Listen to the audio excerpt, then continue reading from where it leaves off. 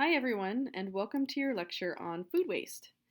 Food waste includes foods that's uneaten, lost, or wasted. And globally, this accounts for almost a half of all food produced in the world. Most of this uneaten, lost, wasted food goes into landfills and is estimated to create 10% of greenhouse gas emissions. But furthermore, in addition to the food being wasted, all of the land and water and resources that went into producing that food are also wasted. And as we'll see through the lecture today, thinking about food waste is a complicated problem that includes everything from industrial supply chains to home cooks. And it occurs at all levels of the supply chain for food. So the production of food, uneaten, lost, or wasted crops that are grown in a field and then for multiple reasons left to spoil or are not harvested. We'll talk about that with tomatoes in just a second. It also includes food wasted through processing, spoil and damaged products, or where there's an overproduction of a food item that no one bought. Retail accounts for a good deal of food waste, again, overproduction of food, or people not wanting to purchase foods past their expiration dates. And also patterns of consumption, spoilage or non-use within the home. So we'll talk about some more data about food waste, some case studies in particular, and we'll end with a discussion on the USDA recommendations or goals to cut food waste in the US by 50% by 2030 compared to 2010. So a good deal of food waste does happen in the US also, about 30 to 40% of all food produced. This is the equivalent of 141 trillion calories, and this amount of food that's wasted could feed 2 billion people a year, while anywhere from 1 in 6 to 1 in 8 people in the US go hungry. So the problem with food waste is mostly this big disconnect between production and consumption and getting the wasted food to people who need it or could use it. It's actually pretty hard to estimate food waste happening because legal definitions are a little vague about what food waste is. So in some of your discussions, students mentioned not wasting food because they gave table scraps to their pets. I think this is a pretty gray area about whether the food is wasted or not, and a human is not consuming it, but an animal is.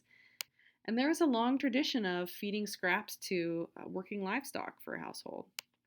So most of the food wasted in the US, almost 100%, goes into landfills. A small amount is composted or repurposed. And like I said on the previous slide, it's not just the food lost, but the land and water needed to support it. So putting beef production into perspective, if you throw away half of a hamburger, the amount of water that went into producing that half pound of or quarter pound of beef is the equivalent to taking an hour-long shower. So there are real implications for the environment and for social systems with food waste, even if we don't see those personally. And like I said, the USDA, U.S. Department of Agriculture, and the Environmental Protection Agency, their goal is to cut food waste in half by 2030. So this is a chart of the different types of foods that are wasted in the US at the retail and consumer levels. So this doesn't include crops that are left to rot in the field or crops that are considered spoiled in transportation and have to be put into the landfill. This is just once they're at the store or on the table in the fridge, what goes into the landfill. So you see almost half of the chart is grain products and added fats and oils. A lot of these fats and oils are through industrial production and restaurant businesses. But a lot of grain spoilage, sweeteners, nuts and peanuts, eggs, meat, dairy, vegetables, and fruit. About 1,250 calories per American per day are wasted in the US. Now, very few people in this country actually would want to waste food, buying up a truckload of eggs just to dump it over a cliff. But if you talk to your parents and grandparents about previous norms about waste, like littering, they might say that it was okay to do things when they were kids that's not okay to do anymore, like throwing trash out of the car window on the highway. Social norms have changed in that context, and social norms are changing in the context of food waste. In a lot of the discussions, students noted that they were very aware of the amount of food that they were wasting and that they had specific plans to use every part of the products they had purchased. So if you had bought a chicken, after you cooked the chicken, you saved the bones and used the bones to make stock, and only then, when the bones are no longer considered edible, would they go into the trash. And producers and retailers don't want to create food waste either because that's lost money and lost profits for them. And there are some instances of trying to prevent food waste that people have found, in this class, have found off-putting in earlier lectures. So we've talked about tomatoes. Tomatoes are the second most popular vegetable behind lettuce. It's a $5 billion industry in the US. We can get them all winter long, even though we can't grow tomatoes here in Idaho in the winter. People expect to buy tomatoes at the grocery store that are free from blemishes, that are similar in size, that are ripe looking, and that are clean. So some of the food waste lost in transportation and retail are all of the damaged tomatoes that are no longer saleable. Bruised, split, left with a smudge of dirt, the wrong size. Tomatoes have size recommendations. The vine ripened tomatoes that you see here, they must be between 2.28 and 2.78 inches in diameter. They have to be firm enough to evade bruising. They have to be picked green with not a hint of blush so that they won't ripen before sale. And they must have this smooth, uniform silhouette so that by the time they reach the supermarket shelves, they are the type of product that someone will pick up and put in their cart. So in an effort to avoid food waste, loss of product due to damage that the retailer and the producer and the transporter can't make money on, one of the requirements of these winter tomatoes is that taste is not mentioned. So they're not bred and grown for flavor. They're bred and grown for sale by the retailer and to limit waste. And if you look at the nutrient profile, also this has changed. There's 30% less vitamin C, 20% less niacin, 62% less calcium, all compared to the 1960s, but 14 times the sodium. So in this instance, the farmers are selling to the retailers, to whom consumer preference is only one consideration. The farmers are not breeding and growing for the consumers. Well, a quick aside is that breeding for taste with tomatoes is actually quite difficult because there are 50 different genes producing flavor compounds.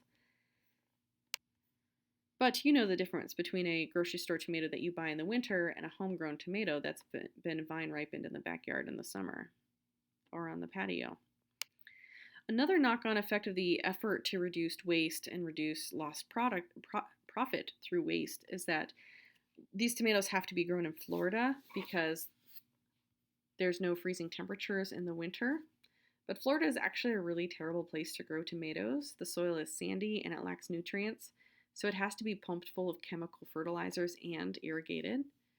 And the warm weather that prevents frosts that would otherwise kill the tomato plants supports a lot of pests and diseases that like to eat tomatoes and tomato plants. So they have to use a lot more pesticides also so that the crop doesn't get lost to disease or spoilage in the field.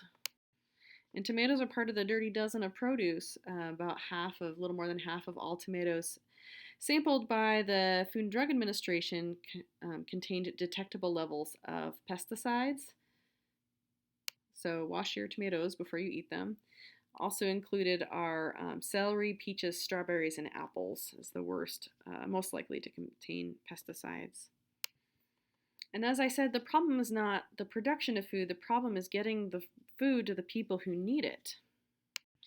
Food production is a system with a time lag, as you have to grow these plants and grow the fruits on them, or grow fields of grain, or farmed meat or farmed fish, there's a time lag.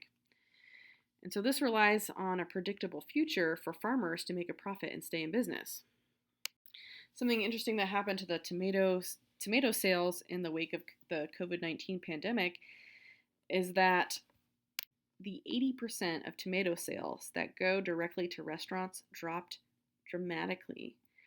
And because farmers couldn't sell their product, they didn't even bother paying workers to harvest them. And so a lot of crops like tomatoes and cucumbers and yellow squash that are grown in southern regions in the winter were just left to rot on the fields because there was no one to buy them and thus no profits to pay employees to harvest them. And a lot of farmers would look out over their crops and bemoan the fact that these perfectly good vegetables were just being left to rot in the field, but there was no systematic way to even begin harvesting them. So while a lot of food waste is unintentional, a lot of it's systematically unintentional. We'll talk about some things that you can do personally at the end of the lecture. Now, you all kept food diaries about your food waste at home, and I was surprised to see how many people were and have been paying attention to the amount of food that's wasted in their houses. About 30% of food waste is lost or wasted at the retail and consumer level, so the household food waste. This still amounts to 38 million tons of food waste disposed from houses, and a typical household in the U.S. tosses out about $1,600 of food every year. Imagine if someone gave you a grocery card with $1,600 on it and you could go buy whatever you want. That's how much is getting tossed out of houses. And like with the industry side, a lot of it is unintentional. What do you do with that half a cup of ricotta left in the bottom of the tub from when you made lasagna? Oops, wrong way. But one of the most effective ways to understand patterns of food waste in households is to do exactly what you did. Keep a food diary and keep track of what's wasted, and then to think creatively about how you might be able to avoid that food and avoid tossing out that food and avoid that loss to your household. One of the things you can do is to look at the food labels. So a lot of households will toss out products once they've passed by their sell by, use by, and best by dates. And you can get some really good deals at grocery stores like Grocery Outlet that will buy up products close to their sell by, use by, best by dates from other food producers and resell them. And you can get good deals on cheese in particular. But what you should know is that there's no uniform or universally accepted descriptions used on food labels for open dating in the United States. There's a lot of variety in the phrases used on labels to describe quality dates, and none of these are safety dates.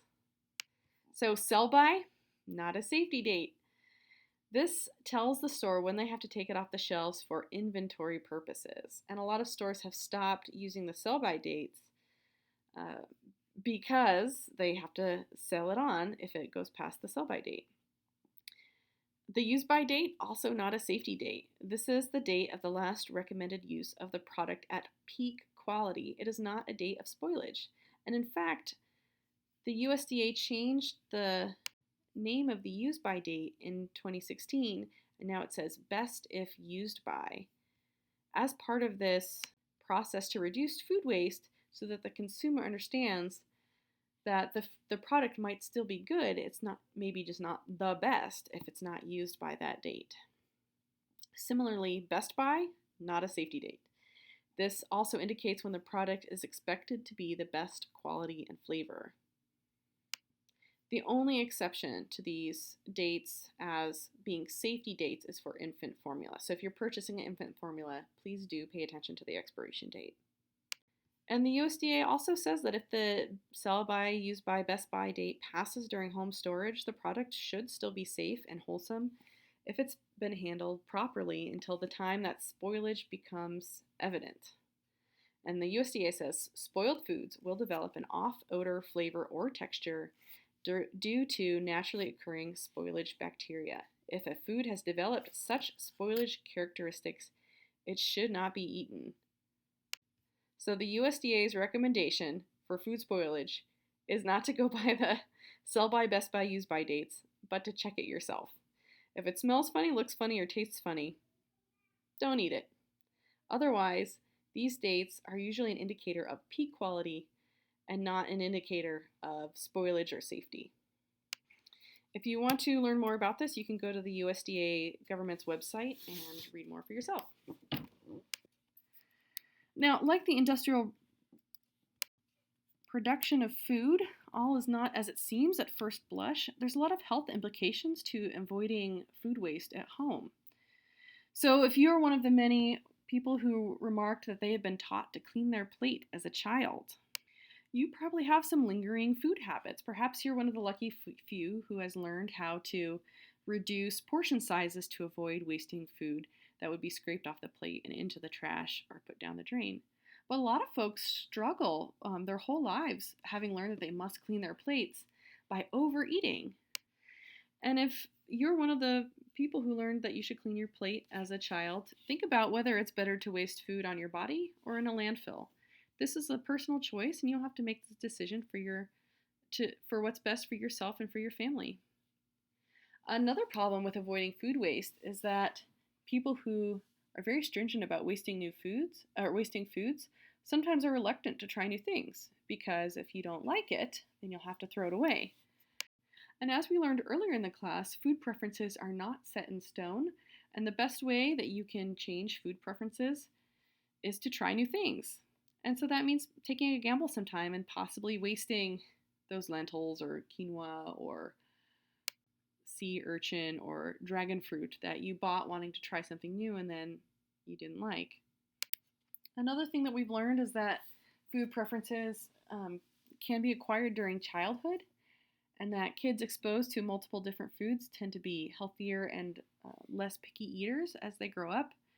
But there's so much food waste that's involved feeding children. You never know how hungry they're going to be or how much, that chicken strip they're going to eat. Or if you should buy that broccoli, are they going to even bother eating it?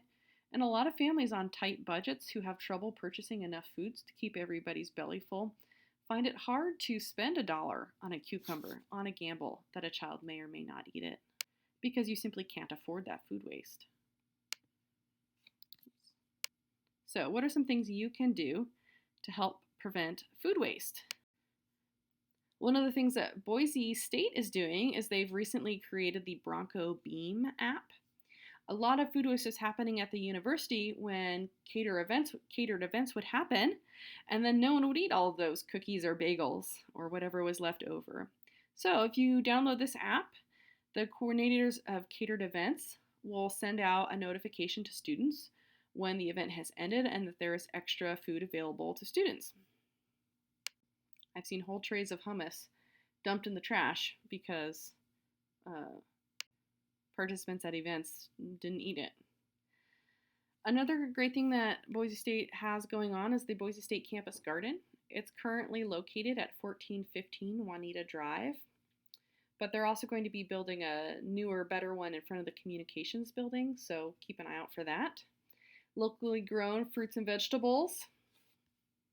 And especially if you're around in August, there's always an abundance of produce that the students can't manage to harvest all of it. We do ask that if you harvest something, you put a little labor back into the garden, some weeding or watering or something of the kind. But it's open to the public and it's open to you for harvesting and participation. If you have more questions about the campus garden, please email me personally. I'm happy to include you. When you think of what's actually happening with the food waste, where is it actually going?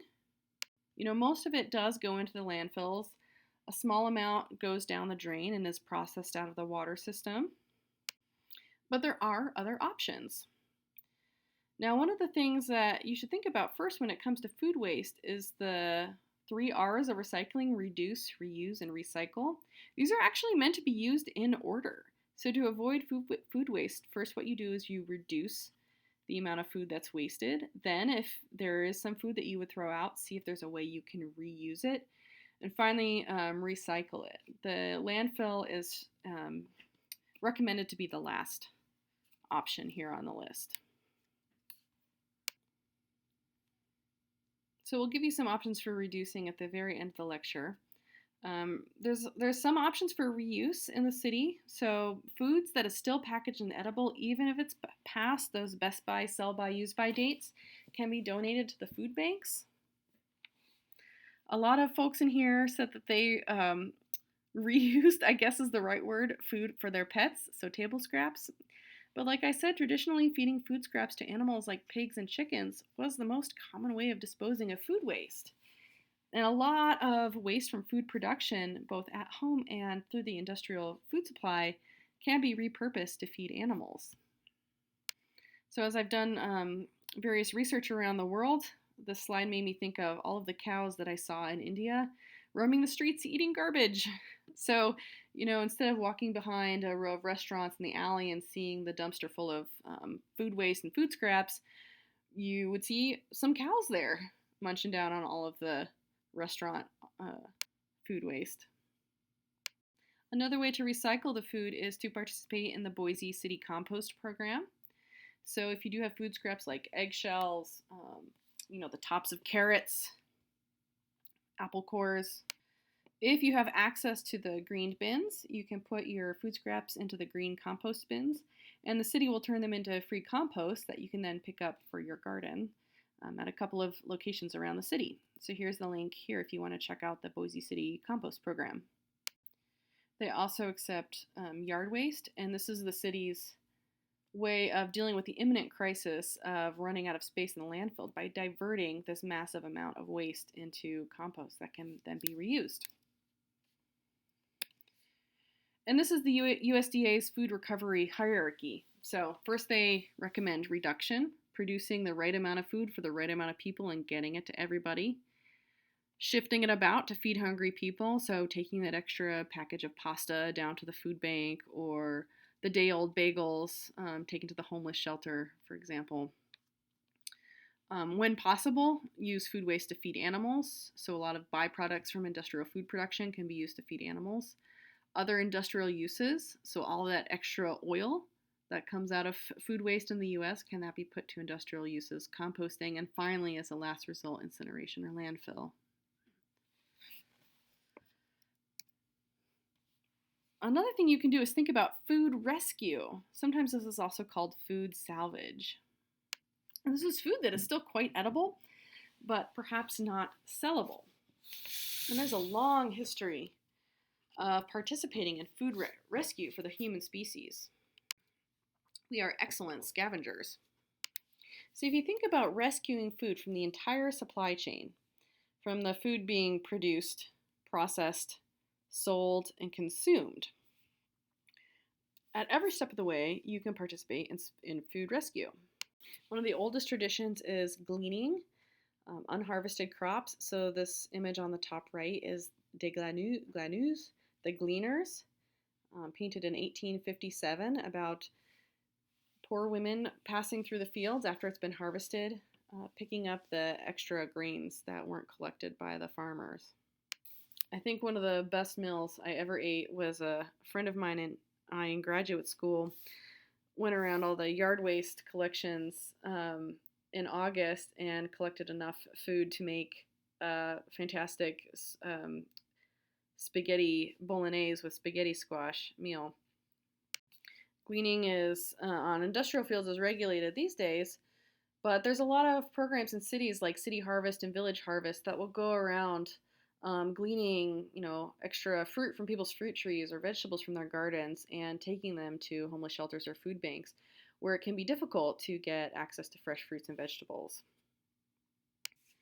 Similarly, a lot of overproduced food or overpurchased foods can go to food pantries and soup kitchens.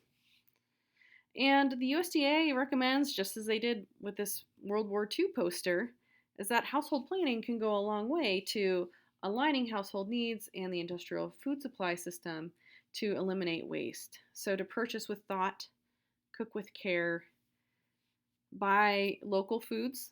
It's interesting they were saying this in the 40s. Serve just enough so that not a lot's tossed in the trash afterwards, and to think about how you're going to use what's left. So there are a lot of very good reasons why food waste should be reduced, as the USDA and the EPA would like to see it reduced by half in the next 10 years. But like I said, these decisions are complicated and sometimes have unintended consequences for our health or that of our food supply system. Lucky you, you get to look deeply into a recipe and think about issues like these and actually do your homework on one of the items in your recipe. But in general, my recommendation is just do your best, do what's best for you, for your household, and try to make thoughtful choices. Okay, that's it for today. We'll see you next week.